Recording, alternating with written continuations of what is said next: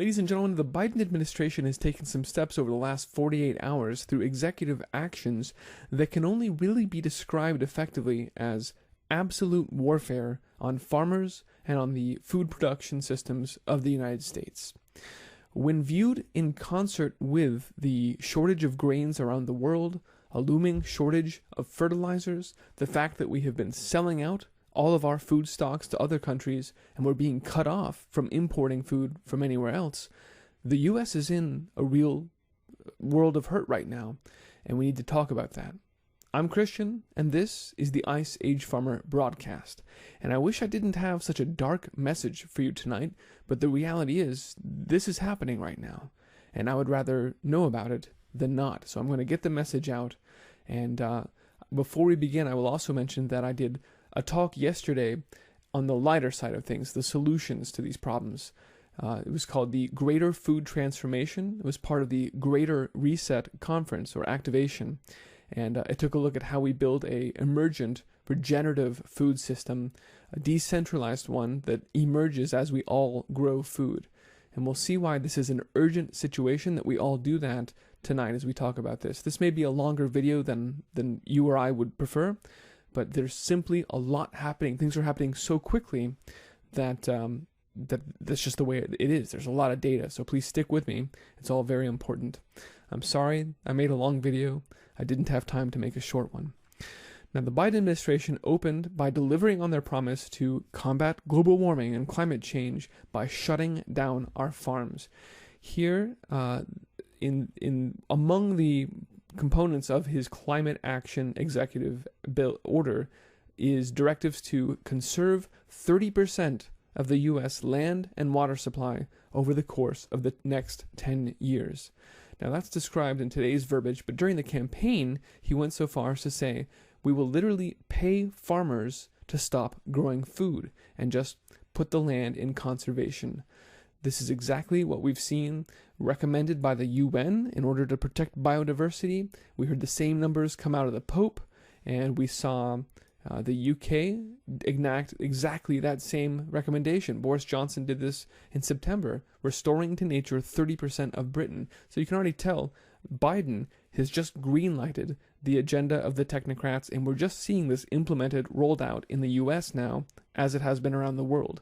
So we kind of know what to expect across the board, but he's delivering, and he's doing it in 48 hours flat now. Another thing that happened just today was that Biden suspended the Coronavirus Food Assistance Program. How is that? What is that? Well, American Farm Bureau President Zippy Duvall describes that as a lifeline for farmers and ranchers across the country. So despite that being the lifeline that is keeping farmers and ranchers afloat during this pandemic and the crisis, doesn't matter. Biden administration, one of their first actions here out of the gate is to cut off that lifeline. And that is a pretty clear indicator of what their priority is. It's to starve out the farmers and ultimately to starve us out. Another part of this initial Biden administration rollout was to insist that the USDA become part of the plan of implementing a net zero emissions policy. Now, I've already explained what that means. It, of course, means decarbonizing the supply chain. We heard from the World Economic Forum and some participants, including Walmart and other big multinational companies, that they're using their leverage as huge multinational companies to decarbonize their supply chains. In other words, make sure that anyone that gives them goods on their shelves has zero carbon emissions. This is pretty much a death knell for any animal products because the way they do those calculations is insane, and it incorporates any of the emissions that are done by the plants that the animals eat. So already animal products, animal-based foods are at a huge disadvantage and basically are going to be eliminated. But the USDA has been tasked with putting together some recommendations for how all of agriculture should be made into a net zero. Of course, this speaks to the insect-based protein and the lab-grown meat. And now that we have Tom Vilsack back as the head of the USDA, who, during his tenure there under Obama, was the man who brought us cloned farm animals and factory farming, authorized lab-grown meat, and pushed through tons of GMOs from Monsanto. They call him Mr. Monsanto. Indeed, he worked for Monsanto before he became the USDA chief originally. You can see Roundup Ready beets, Roundup Ready alfalfa, just goes down the line of all of these Monsanto products that he, as chief of the USDA under Obama, greenlit. And that's not all. Cloned animals is insane. This is why literally all the chickens within those poultry factory farms are the same chicken. You're eating the same chicken in all those chicken nuggets at McDonald's. It's just a complete Frankenstein, disgusting food system that they have created at this point. And that's another reason we should be growing our own food.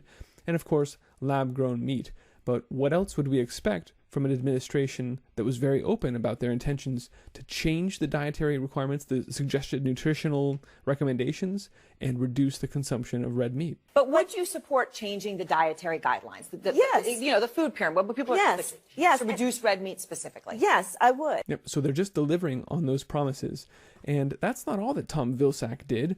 Back in 2012, he also unveiled a project called Open Fields, where the government actually went onto private property secretly and put cameras there to watch what farmers were doing. Take a look at this article. This deserves a video report all to its own. Maybe I'll have time for that one day. But for now, here's a farmer. He was sitting there eating Saturday breakfast and had footsteps and knocking at the door. Open up or we're going to kick the door down.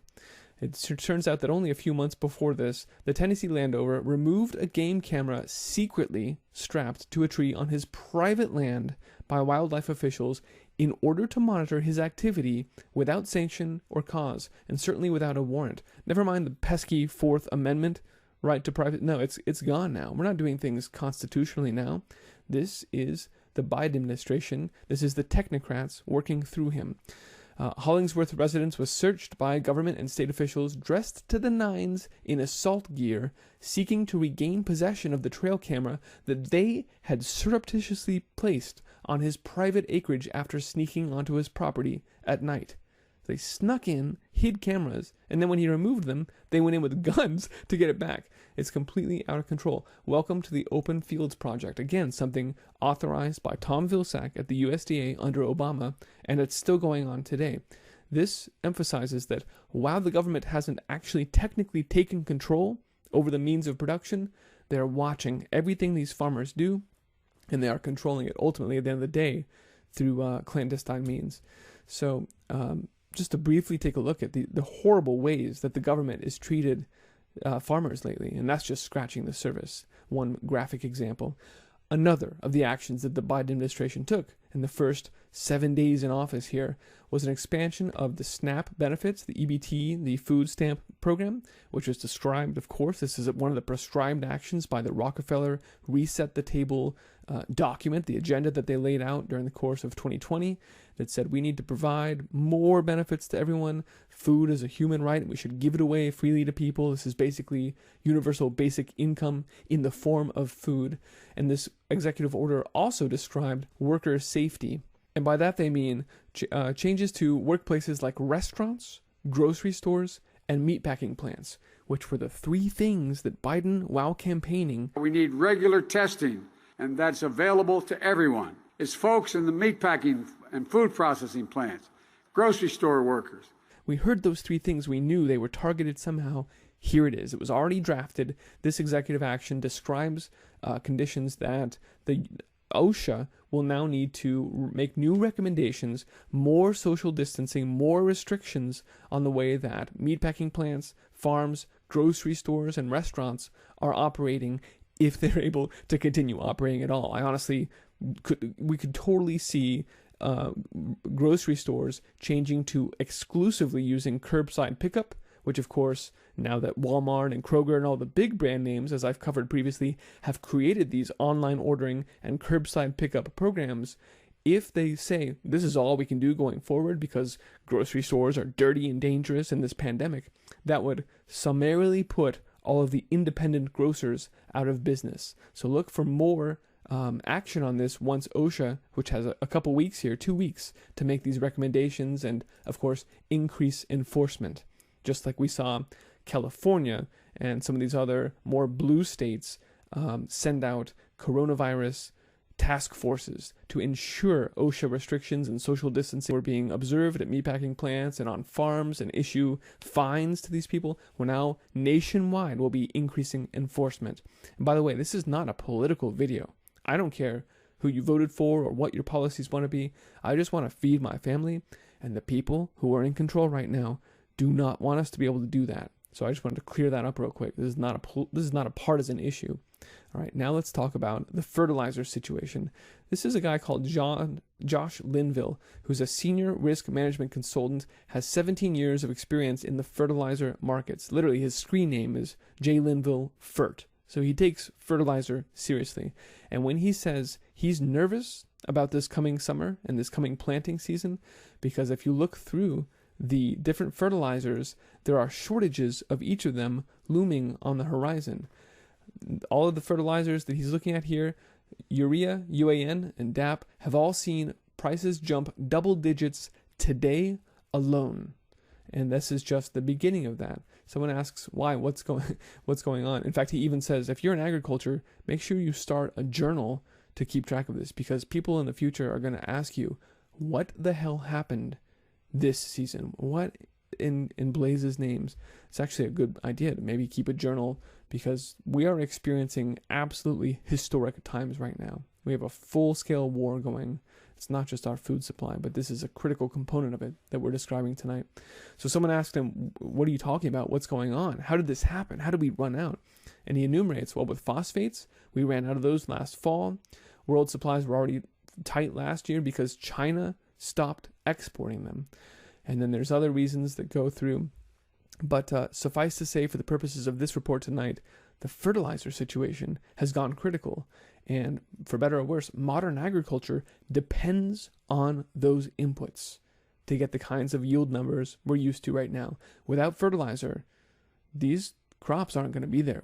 Yield will suffer tremendously. Orders of magnitude we're talking about. We'll come back to that in the future and look in more depth at that.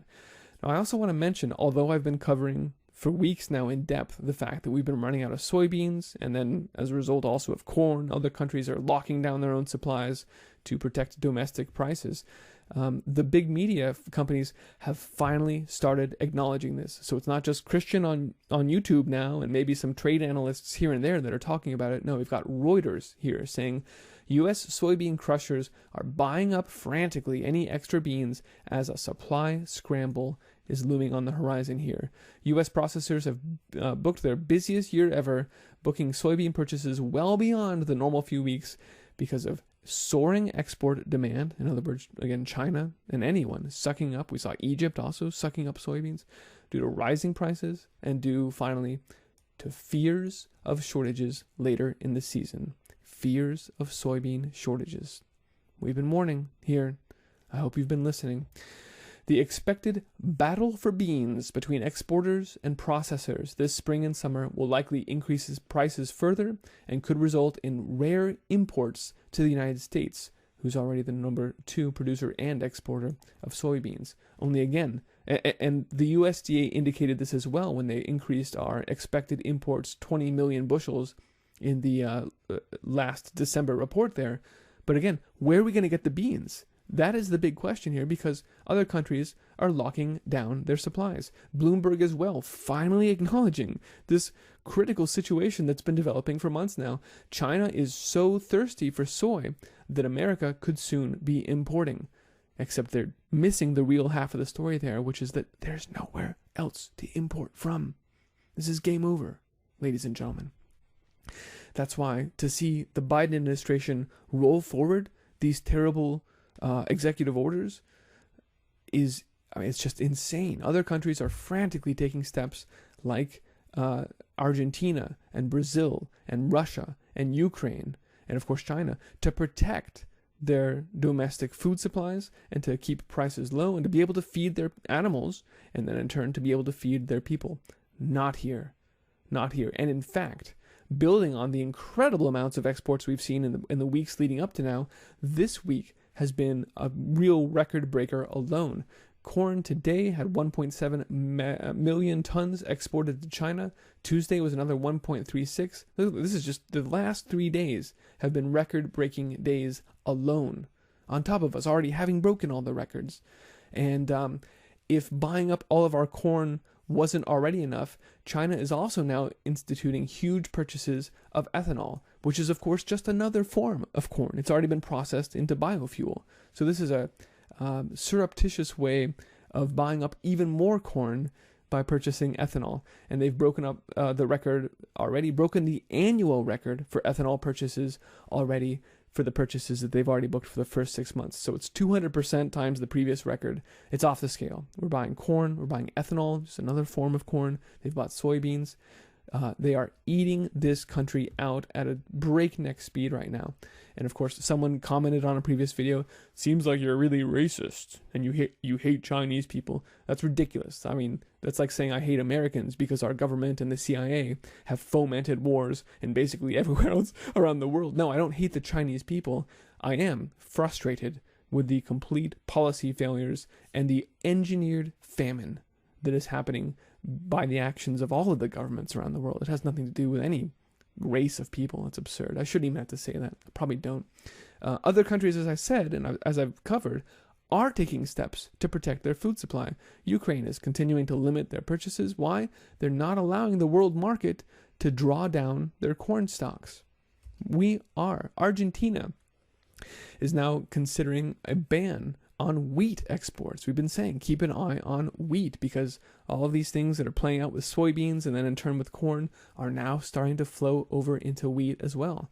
And we read down here, we're worried about domestic prices and inflation, and we need to keep the price of bread low.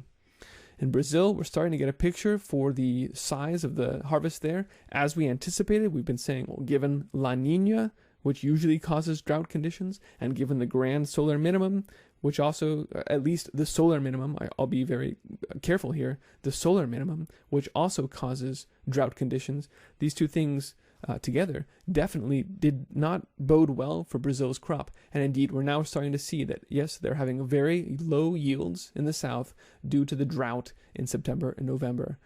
It also means that the soybean crop is delayed by a month, which means we may not even have time to get that second crop of corn planted. So all of these things, just a cascading series of failures that are affecting their food supply. And because there's, that's the number 3 exporter of corn and soybeans, affects the food supply around the world. That's why countries are locking their supplies down.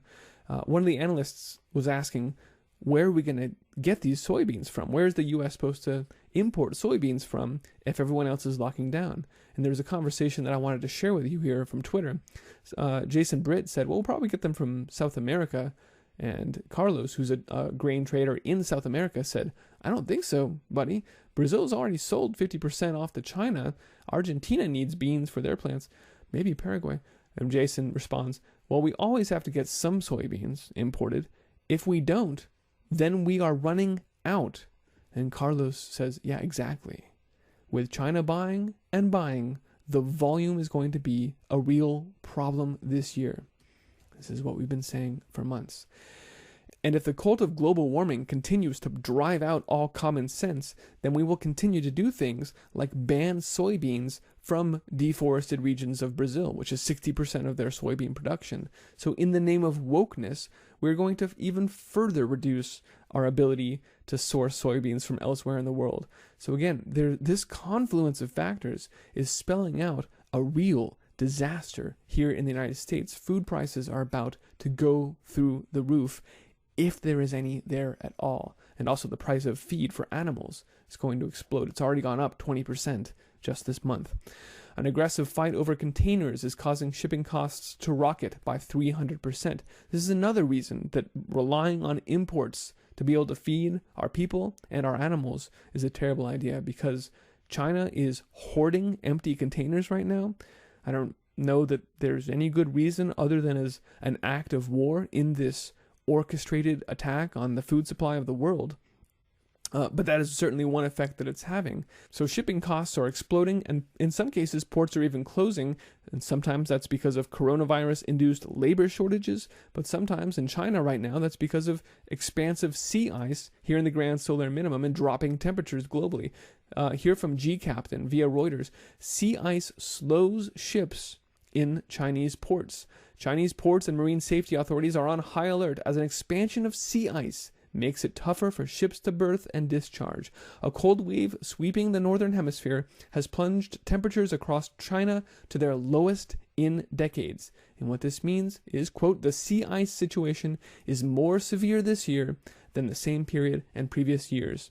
So here's an example of where the grand solar minimum is affecting logistics and the ability to get food around the country, even if it were there, around the world rather, even if it were available for us. Temporary bans on shipping because of ice impeding sailing and docking for vessels, no matter the size of the vessels. So again, other countries around the world are taking steps to put limits on their exports so they can feed their people. China is taking steps aggressively to boost their own agricultural production, trying to be self-sufficient, which is the same thing you and I should be doing, is moving rapidly towards self-sufficiency.